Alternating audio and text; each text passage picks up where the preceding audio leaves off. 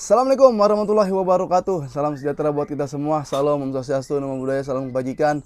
Balik lagi di channel YouTube Afif Safif, pakar bola, mengomentari sepak bola dengan kebahagiaan dan kegembiraan. Sebahagia kita akan menyambut Liga Champions di midweek kali ini. Berarti ada pertandingan di hari Rabu, Kamis, dan Jumat. Ya, dan Barcelona akan menjamu Young Boys di pertandingan kedua Liga Champions. Karena di pertandingan pertama Barcelona kalah dengan AS Monaco. Apakah kira-kira Barcelona bisa menang di Liga Champions berhadapan dengan Young Boys, atau jangan-jangan Barcelona kembali kalah dengan dirinya sendiri, kembali ada hal-hal non teknis yang bikin Barcelona susah menang, seri atau kalah. Ya, siapa aja starting line up yang akan dipasang dan seperti apa jalannya pertandingan, kita akan review, kita akan preview Barcelona berhadapan dengan Young Boys jam 2 nanti di gelaran Liga Champions match kedua. Oke? Tapi sebelumnya gue mau ngucapin terima kasih buat kalian yang udah like, comment, dan subscribe, yang selalu nonton. Ya, yang belum subscribe, di subscribe dulu. Silakan absen. Karena pertandingan nanti malam ini bakal banyak pertandingan yang sangat seru ya teman-teman. Jadi dari jam 11 itu udah ada match ya. Ini udah ada pertandingan dari jam 12 tentunya 23.45 ada Salzburg lawan Bers. Lalu ada Stuttgart lawan Sparta Praha. Setelah itu ada Dortmund Celtic. Itu jam 2 udah Dortmund Celtic jam 2 ini. Nanti pagi ada PSV Sporting, ada Slovan Bratislava berhadapan dengan City. Ya, kalian nonton yang mana terserah. Dan ada Barcelona berhadapan dengan Young Boys di Montjuic Stadium, itu jam 2 nanti. Ini partai yang seru. Itu ada Bayern Leverkusen, ya ini juara Europa League berhadapan dengan AC Milan yang lagi lumayan oke sekarang. Lalu ada Inter lawan Red Star. Dan ada big match lagi, yaitu Arsenal berhadapan dengan Paris Saint-Germain. Ya, ini bukan big match ya, sorry. Ini tim yang belum dapat Liga Champions. Lalu ada Shakhtar dan ada Atalanta, ada Benfica, Atletico Madrid. Nah, itu Kamis nanti kita bahas lagi, oke? Nah, sekarang kalian udah absen dari seluruh Indonesia, Sabang sampai Merauke, dari luar Indonesia. Semoga semua dalam keadaan sehat walafiat, yang lagi sakit, yang ada penyakitnya, yang belum kerja segera mendapatkan pekerjaan, yang belum lulus, yang masih sekolah semoga mendapatkan nilai yang baik sehingga nanti kalau kerja bisa di kantor yang kalian impikan dan kampus yang kalian idamkan, oke? Kita review Barcelona berhadapan dengan Young Boys. Nah, ini Barcelona berarti udah mulai ada kekalahan ya. Di bulan September udah ada 2 kekalahan. Yaitu kalah dengan AS Monaco AS Monaco di Liga Champions, lalu kalah dengan satu lagi si Osasuna di pergelaran La Liga. Pertanyaannya, bisa gak nih menang? Barcelona punya gak mental menang seperti di La Liga dibawa ke Liga Champions? Karena ya kalau kita lihat secara filosofis, kita lihat ditarik secara sejarah, Barcelona ini juga adalah tim yang memiliki pertandingan dan memiliki tradisi di Liga Champions ya. Dia udah punya 5 gelar Liga Champions. Ketika format udah diubah menjadi Liga Champions, dia udah punya 5. Dan walaupun memang kadang Barcelona dia udah punya 5 trofi, tapi mainnya suka aneh-aneh di Liga Champions, di comeback demi comeback sama Roma, sama Liverpool, sama PSG. Jadi lawan Barcelona di Liga Champions, selain lawan musuh, lawan tim yang sedang bertanding, itu lawannya adalah diri sendiri. Bagaimana dia menjaga biar hal-hal yang non teknis tidak terjadi dan merugikan Barcelona. Bagaimana dia pintar-pintar menguras stamina dan menguras tenaga dari pemain-pemain. Bagaimana dia tidak iseng atau nakal sehingga mendapatkan kerugian dengan kartu merah. Itu harus dijaga pertama sama Barcelona. Tapi hari ini lawannya Young Boys. Ya, secara di atas angin, di atas kertas, Barcelona itu harusnya menang semenang-menangnya. Ya, karena lawannya bukan lawan-lawan yang tim memberatkan lah, tim suka aneh-aneh di Liga Champions. Enggak, Barcelona bisa menang. Ya, walaupun sekarang ini dari preskon ya, pelatih dari Young Boys namanya Patrick Ramen itu setelah preskon ketika ditanya beberapa pemain Barcelona, dia bilang bahwa Lamine Yamal adalah pemain yang hebat, tapi tetap kami tidak akan menjaganya secara individu. Kami harus mengendalikannya sebagai sebuah tim. Jadi di antara pelatih-pelatih yang lain yang udah takut ketika ketemu Barcelona dan udah bersedia atau ready mengcover 3 orang buat Lamine Yamal, justru ini Young Boys dia pengen bermain sebagai tim. Dia nggak anggap pemain Barcelona tuh beberapa persen yang bintang, nggak, semua bakal ditempel sama dia. Jadi gue rasa Young Boys kalau bisa defense, ultra defense, seri itu udah bagus banget buat Young Boys. Tapi kalau dari keyakinan pelatihnya nih, Young Boys pasti menggunakan transisi cepat, apalagi dia bisa membaca atau menonton ulang pertandingan Barcelona Osasuna. Mati pakai transisi, ya, full back kanan, full back kiri naik dua-duanya. Ketika dapat bola tendang ke ujung, tendang ke wide, sprint, dan kalau ada pemain cepat itu bisa merepotkan Barcelona. Nah, lalu apa yang terjadi? Apakah akan ada rotasi? Harusnya ada rotasi, tapi yang menjadi perdebatan adalah satu-satunya ini nih, kalian bisa debatin juga ya.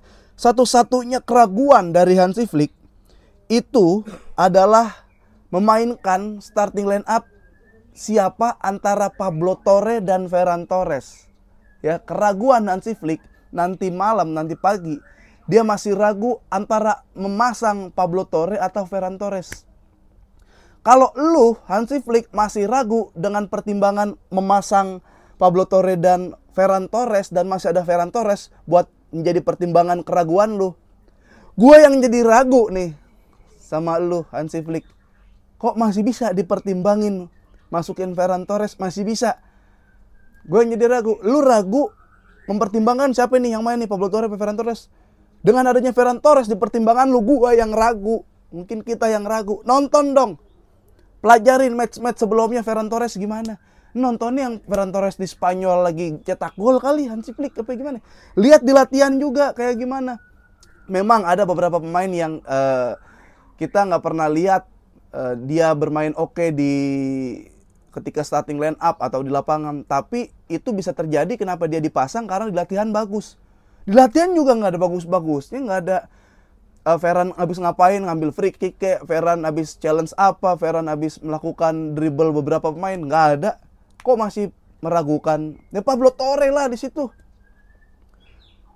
Kalau mau Ansu Fati dari awal, ya, tapi jangan sih. Kalau mau ya Pablo Torre di situ, Rapinya, Lamine Yamal, Casado, Pedri, udah lewat, udah winning timnya dulu, mainin winning tim 2-0, 3-0, atau ketika udah unggul 1-2 gol, rotasi lah, maininlah De Jong, maininlah Ansu Fati. Ini kabarnya teman-teman, karena Frenkie De Jong sudah bersedia, udah tersedia di match kali ini. Gavi pun udah tersedia. Ya, Szczęsny yang menggunakan nomor punggung 25 di Barcelona belum tersedia, ya berarti masih ada Inaki Peña dan Astralaga. Tapi Szczęsny sudah bisa datang ke Stadion Montjuic Stadium dan bisa menonton pertandingan buat ngerasain aura-auranya dulu. Ya, itu yang terjadi. Lalu apa aja yang terjadi di preskon? Nah, Barcelona justru lagi nggak terlalu banyak ngomong, dia mau ngincer. Ya, Barcelona tertarik pada striker Kanada Jonathan David. Ya, karena kontraknya berakhir pada musim depan. Ini di Los Lille, pemain Los Lille Jonathan David. Tiba-tiba mau beli pemain, lu lurusin dulu nih Liga Champion gimana? Barcelona juga tertarik kepada, nih ada Victor Gyökeres. Tapi banyak tim yang akan berminat dan berusaha untuk merekrutnya pada musim panas ini. Biaya juga terlalu mahal, jadi Barcelona akan fokus kepada penyerang lain yang berbiaya rendah. Ya, penyerang pakai buzzer aja nyerangnya tuh, banyak tuh di Indonesia buzzer. Nah, dan Szczęsny sudah join ke Barcelona, dia udah melakukan medical check up dan hasilnya ya bisa memenuhi standar sebagai atlet yang harus main di klub profesional. Dan Szczęsny menggunakan nomor punggung 25 ya, karena emang nomor satunya dipakai Stegen. Mungkin nomor-nomor kiper lainnya udah dipakai kiper-kiper yang ada di Barcelona, tapi Szczęsny bisa menggunakan nomor punggung 25. Nah, kira-kira gimana bang jalannya pertandingan? Gue bilang kalau Barcelona nggak kalah sama dirinya sendiri, yang nggak ada hal-hal non teknis yang merugikan Barcelona, Barcelona menang. Cuma gimana bang caranya menang? Kalau menurut gue, silakan kalian debat ya, setuju atau nggak setuju. langsung mainin winning team. Nggak ada alasan lagi kalah di Liga Champions ya, karena setiap match itu pasti penting. Ya, kalau emang mau rotasi kayak kemarin, mending nggak usah datang. Jadi Young Boys tuh udah jauh-jauh ke Barcelona, ke kandang Barcelona, ke Montjuic, naik dulu ke bukit sampai atas, Barcelona nggak datang, dia bingung. Jadi kayak tamasya, jadi stadium tour. Kalau emang mau rotasi, tapi rotasinya kayak kemarin, mending nggak usah datang. Ya kalau mau rotasi ya mainin dulu winning timnya, cari aman dulu, amankan 3 poin. Setelah bermain, keluarin pemain-pemain inti yang sekiranya ini buat next match, biar dia nggak habis nafasnya, stamina-nya nggak habis dan nggak cedera. Siapa bang winning timnya bang? Ya udah pastilah, nggak apa-apa, kiper nggak ada lagi ya. Kita pakai kiper kita yang nggak bisa nangkep bola, yaitu Iñaki Peña. Di belakang gawang, semoga nggak ada hal-hal brutal terjadi, 1 lawan 1, shoot dari jarak jauh. Semoga aman, ball position dipegang sama Barcelona. Nah, depannya siapa bang? Udah langsung Inigo Cubarsí, nggak perlu diotak-atik, udah terbukti. Jangan Sergi Dominguez lagi. Mending Sergi Dominguez ya pas beli pemain karet, kasih gulanya yang banyak biar ngantuk, biar tidur. Jadi dia ketika mau jalan di pertandingan ketiduran di bis, Sergi Dominguez ya. Kalau mau ganti juga ya janganlah, jangan ada Sergi Dominguez lah, intinya gitu. Kalau Konde geser tengah, Hector Fort mainin. Nah, sebelah kanan siapa? Konde. Konde lagi fit banget, bisa naik turun, bisa jadi fullback kanan dia sekarang, udah bisa mulai asis-asis 1-2 pemain, dia udah mulai berani melewatkan 1-2 pemain ya, gocek 1-2 pemain. Sebelah kiri siapa ya? Udah Balde langsung Balde. Balde sama Gerard Martin sebenarnya sama. Dia kalau boleh dimainin berdua, terus wasit menganggap kalau itu masih 11 orang, sebenarnya nggak apa-apa, nggak rugi buat lawan. Ini Barcelona main 12 orang, tapi orang tambahannya adalah Balde atau Gerard Martin. Sama itu sama tim, sama-sama 11 lawan 11 hitungannya.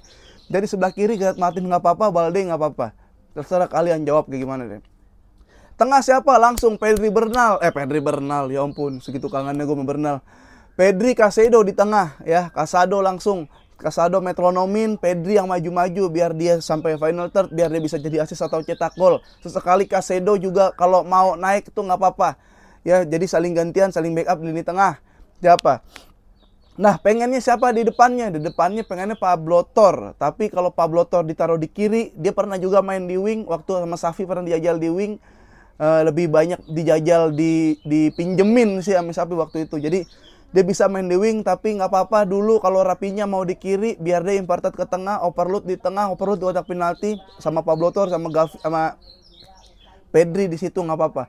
Lamine Yamal nggak tergantikan di sisi kanan ya. Lamine Yamal sekarang lebih banyak lagi improvisasinya. Kalau misalkan dia mau main dari wide terus dia ngumpat tuh nggak apa-apa. Kalau dia mau inverted, dia mau menyisir kayak Messi, kayak Robben, itu nggak apa-apa banget. Karena aku udah ngelihat Lamine Yamal sekarang udah memiliki shoot yang luar biasa dan shoot yang akurat. Shootnya bukan cuma ditaruh ya, dia juga bisa digebok. Terbukti gol lawan Osasuna, dia ditaruh di tiang dekat yang dengan kiper. Tapi karena bolanya kenceng, bolanya keras, itu bisa di shoot dan bisa masuk. Itu aja. Tapi ketika udah menang 1-0, 2-0, 1-0 pun harus 2-0 lah. Barcelona 1-0 belum aman. Silakan rotasi, mainin Hector Fort, mainin si siapa lagi tengah-tengahnya, ini hitung-hitung jam terbang dan di Liga Champions dan lawannya Young Boys. Kalau udah menang, rotasi silakan, gue nggak marah. Tapi kalau mau rotasi kayak lawan Osasuna, lebih baik nggak datang. Ya, rotasinya adalah winning team main dulu, menang 1-2-0, babak kedua. Sekiranya udah mulai pucet, mukanya udah biru, ya, udah buram pandangan, tarik langsung mainin skuad B-nya. Kalau gue gitu teman-teman, dan gue yakin Barcelona bisa menang kalau nggak ada hal-hal non teknis yang merugikan Barcelona itu. Nah, kalian mau nonton apa silahkan pilih. Tadi ada Leverkusen, AC Milan, ada Arsenal, Paris Saint-Germain. Ya gue nonton Barcelona. Jadi silakan kalian pasang line up yang buat yang nonton nih, kalian silakan susun line up yang kira-kira harus bermain lawan Young Boys dan memenangkan pertandingan. Karena sesuai janji dan omongan yang dipegang Hansi Flick adalah Barcelona harus menang dan menangnya meyakinkan. Kira-kira siapa starting line up yang harus dimainkan untuk laga Liga Champions nanti? Kalau dari gua gitu aja teman-teman, gua udah bilang. Silakan kalian komen, like dan subscribe channel YouTube gua. Terima kasih. Ini nggak sampai 20 menit karena nanti baru ya after match kita langsung review pertandingan Barcelona berhadapan dengan Young Boys. Oke, vamos Ferran Torres.